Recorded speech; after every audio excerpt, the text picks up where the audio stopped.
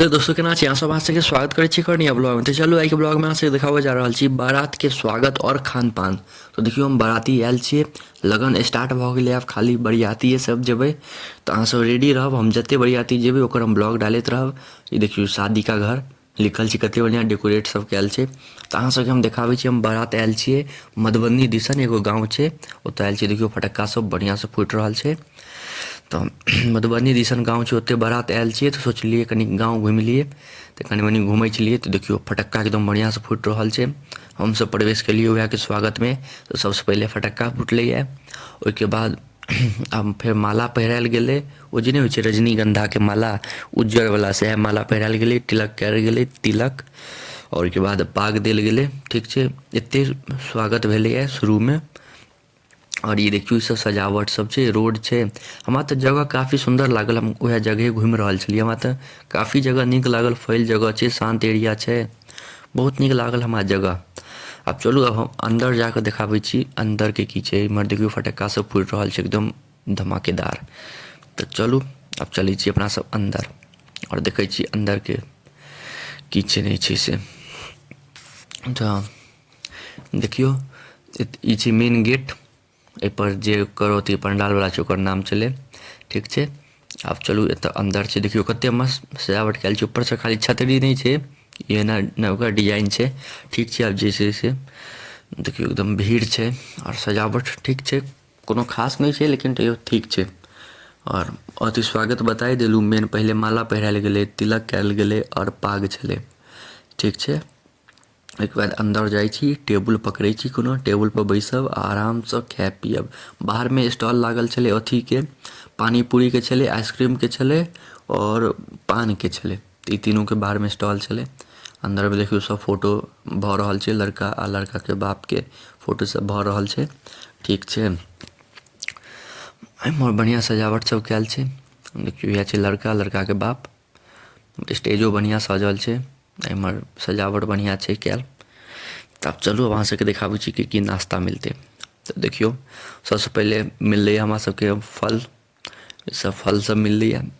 कथी छै, सेब छै, अंगूर सब छलै, ई सब मिललै। ओहिके बाद अमूल कूल मिललैए, पानि मिललैए। ई पानि तऽ लगैए कते हेतै, 250 ml के हेतै, ओहिसँ ज़्यादा थोड़े ने हेतै।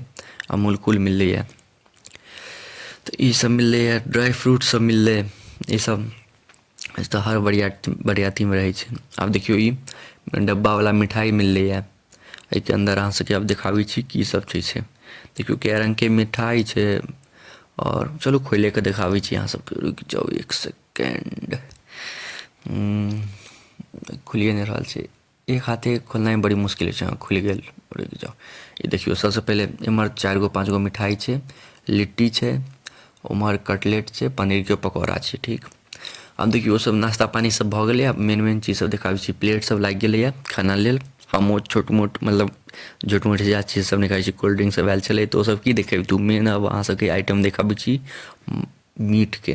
पहले चलू, पहले शुरू में देखाबै छी की सब एतै से सब देखाबै छी। हम तऽ वएह कनिके मनिके लेबै, सब कनी कनी लेबै, सब चीज नहिए लेबै, कनी मनी जे सब नीक लगतै से लेबै। हम मेन फोकस रहतै मीट पर, वएह तऽ मेन छै। बरियाती के मीट अलगे रहै छै। देखियो पूरी सब मिल गेलैए, खाना पीना सब मिल गेलैए। सलाद छै, मिक्स वेज छै, पनीर के सब्जी, आलू कोबी के सब्जी, ई सब मिल गेलैए। ताबत अपन मुँह के प्यास सुखा लिअ। तऽ देखियो ई सब मिललै, हम कनिके लेलिए। आब चावल लेलिए, चावल लेलिए, पापड़ लेलिए, फिर सलाद लेलिए, 3-4 गो नींबू लऽ लेलिए। आब देखियो मेन मटन, इएह तऽ मेन छै। आहा, सुगंध तऽ मस्त लागि रहल यऽ, आबि रहल छै मस्त सुगंध। आ देखियो एक नंबर लागि रहल छै। अहाँ सब बतायब अहाँ सबके केहन लागि रहल यऽ वीडियो में। हमरा तऽ एक नंबर लागि रहल यऽ। चलू अब खाइ छियै, अब अहाँ सबके बतायब केहन की रिव्यू छै। एतऽ की छै ने, आदमी सबके अथियो सब नीक छै, स्वभावो सब नीक छै, बजबो करै छै बड़ी सुन्दर। तो चलू अब हम खाइ छी, अहाँ सबसँ बाद में मिलै छी, ठीक छै। तऽ देखियो अब घर आबि गेलिए। ई जनेऊ सुपारी सब मिललै, एहिमे काजू किशमिश सब देने छै। तब घर आबि गेलिए, 3:30 बजै छै रात के। घर आबि गेलिए। ओतऽ के बरियाती बहुत बढ़िया रहलै, ओतऽ के सब चीज नीक छलै। बोली वानी सबके एकदम, मधुबनी छलै तऽ एकदम मीठ भाषा सब बजै छलै एकदम मीठ।